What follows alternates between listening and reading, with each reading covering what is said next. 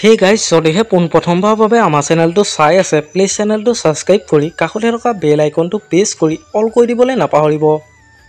ৰং টিভিত সম্প্ৰচাৰিত হৈ থকা ভূত গধূলি চিৰিয়েলত অভিনয় কৰা আফৰিন আচলতে হয় কোন, ঘৰ ক'ত, কাৰ সৈতে প্ৰেমৰ সম্পৰ্কত আছে, সবিশেষ জানিব পাৰিব আজি এই ভিডিঅ'টোৰ মাধ্যমেৰে। গতিকে ভিডিঅ'টো অলপো স্কিপ নকৰাকৈ শেষলৈকে চাই থাকিব বুলি আশা কৰিলোঁ। ৰং টিভিত সম্প্ৰচাৰিত হৈ থকা ভূত গধূলি চিৰিয়েলত আফৰিনৰ চৰিত্ৰত অভিনয় কৰা অভিনেত্ৰীগৰাকী আচল নামটো হ'ল য়োগস্মিতা মেধি।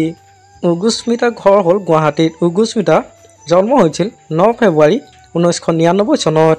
য়োগস্মিতাৰ পৰিয়ালত মাক দেউতাক, ভায়েক আৰু এজন দদায়েক আছে। মাতৃৰ নাম হ'ল গীতিকা মেধি, পিতৃৰ নাম হ'ল দীপক কুমাৰ মেধি, ভায়েকজনৰ নাম হ'ল বিতুপন মেধি, দদায়েকজনৰ নাম হ'ল তৰুণ চন্দ্ৰ কুমাৰ মেধি। য়োগস্মিতা মেধি শিক্ষাগত অৰ্হতা হ'ল তেওঁ স্কুল পঢ়িছিল ST কনভেণ্ট হাইস্কুলত আৰু HS পঢ়িছিল ST ক্লাৰেছ স্কুলত, ডিগ্ৰী পঢ়িছিল পশ্চিম গুৱাহাটী মহাবিদ্যালয়ত। য়োগস্মিতা মেধিয়ে অভিনয় কৰা দুখনমান চিৰিয়েলৰ নাম হ'ল মমতা আৰু বৰ্তমান ভূত গধূলি চিৰিয়েলত আফৰিনৰ চৰিত্ৰত অভিনয় কৰি আছে। য়োগস্মিতা মেধি বৰ্তমান ছিংগুল আছে। আপোনালোকে বাৰু ৰং টিভিত সম্প্ৰচাৰিত হৈ থকা ভূত গধূলি চিৰিয়েলখনত আফৰিনৰ অভিনয় চাই কেনেকুৱা পাইছে মোক এটা কমেণ্ট কৰি জনাবচোন।